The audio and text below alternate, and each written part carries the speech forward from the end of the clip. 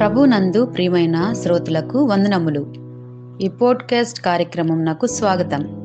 మీ అందరి కొరకు ఈ కార్యక్రమమును ప్రసారం చేయుచున్నాం. విని దైవాశీస్సులు పొందుకోగలరు. ప్రియమైన శ్రోతలకు మన ప్రభువైన యేసుక్రీస్తు నామములో శుభోదయం. శ్రోతలారా, బాగున్నారా? మీ కొరకు ప్రతిదినం ఫీబా ఇండియా పక్షంగా ప్రార్థన చేస్తున్నాం. రండి, ఈ ఉదయకాలము దేవుని సన్నిధిలో వాక్యాన్ని ధ్యానం చేద్దాం. ఎఫెసీయులకు రాసిన పత్రిక 5వ అధ్యాయం 30 వచనం, 31వ వచనం, 32వ వచనం ఈ విధంగా వ్రాయబడి ఉన్నవి. తన శరీరమును ద్వేషించువాడెవడునూ లేడు, కాని ప్రతివాడును దాన్ని పోషించి సంరక్షించుకును.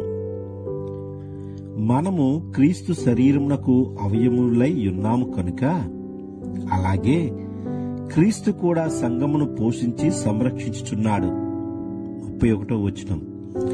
ఈ హేతువు చేత పురుషుడు తన తండ్రిని తల్లిని విడిచి తన భర్తను హత్తుకొనును, వారిద్దరును ఏక శరీరులగుదురు.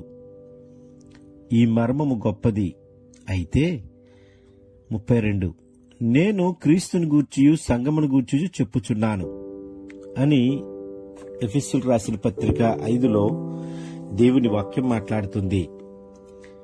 ప్రియమైన వారలారా, ఎప్పుడైతే తండ్రిని తల్లిని విడిచి తన భార్యను హత్తుకొనును అని వ్రాయబడి ఉన్న మాటకు ఆదికాండము 2వ అధ్యాయం 23వ వచనం ఈ విధంగా వ్రాయబడి ఉన్నది.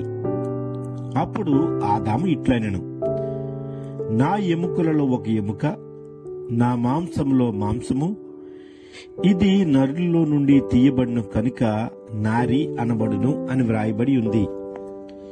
ఈ ఉదయకాలము నేను చెప్పాలనుకున్న వాక్య భాగము ఎముకలలో ఎముక అనే అంశాన్ని మీ మధ్యన జ్ఞాపకం చేయాలని ఆశపడుతూ ఉన్నాను. మొదట మానవుడగు ఆదాము ఎందుకు ఇలా చెప్పెను ఆలోచన చేద్దాం. దేవుడైన యెహోవా ఆదామునకు గాఢ నిద్ర కలుగజేసి అతను నిద్రించినప్పుడు అతని ప్రక్కటెముకలలో ఒక ఎముక తీసి ఆ చోటును మాంసముతో పూడ్చివేశెను. ఆదాము నుండి తీసిన పక్కటెముకను స్త్రీనిగా నిర్మించి ఆమెను ఆదాము నొద్దకు తీసుకుని వచ్చినప్పుడు ఆదాము పరవశము చెందినవాడై ఎముకలలో ఎముక, మాంసంలో మాంసము అనెను. ఇప్పుడు మనము 2వ ఆదాము అనబడు క్రీస్తునకును సంఘమునకును మధ్యగల సంబంధం గురించి మీ మధ్యన చెప్పడానికి ఇష్టపడుతూ ఉన్నాను.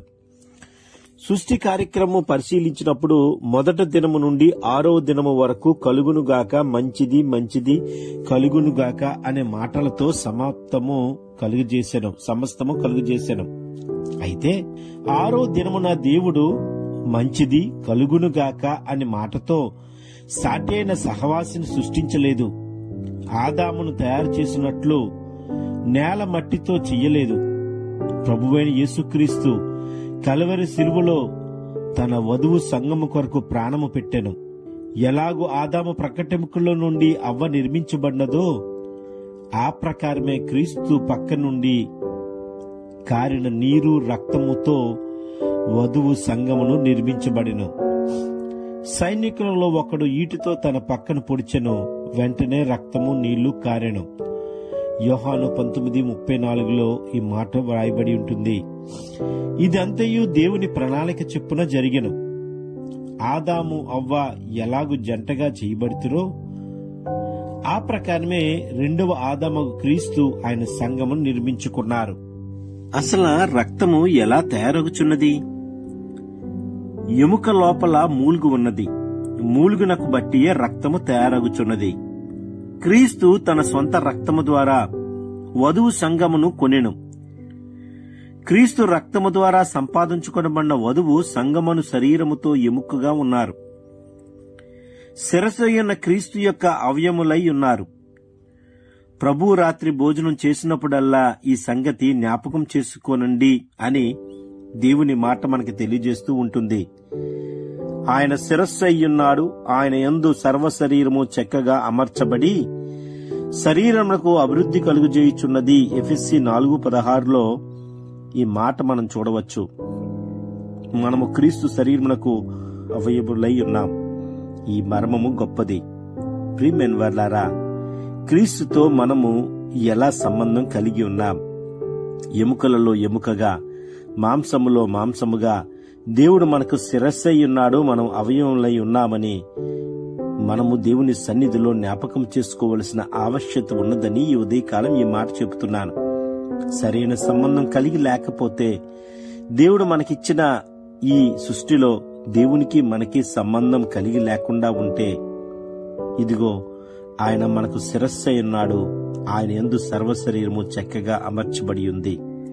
మనము దేవుని సొంత రక్షకునిగా అంగీకరించి, ఆయనే మన రక్షకుడని, మన నిర్మించినని, మనకు ప్రాణమిచ్చి మనల్ని కాపాడినని సత్యాన్ని గ్రహించినట్లయితే, నీవు నేను దేవుని ఎదుట ఎముకలలో ఎముకగా ఉండాలని కోరుకుంటూ ఈ నా వార్త ధ్యానాన్ని ముగిస్తూ ఉన్నాను. ప్రార్థన చేసుకుందాం.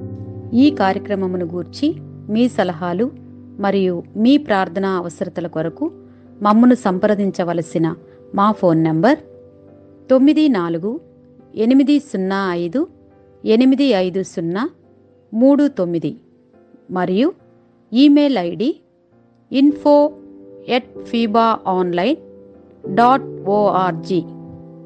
మా ఫోన్ నంబర్ మరొకసారి 9480585039. Email ID info@fibaonline.org.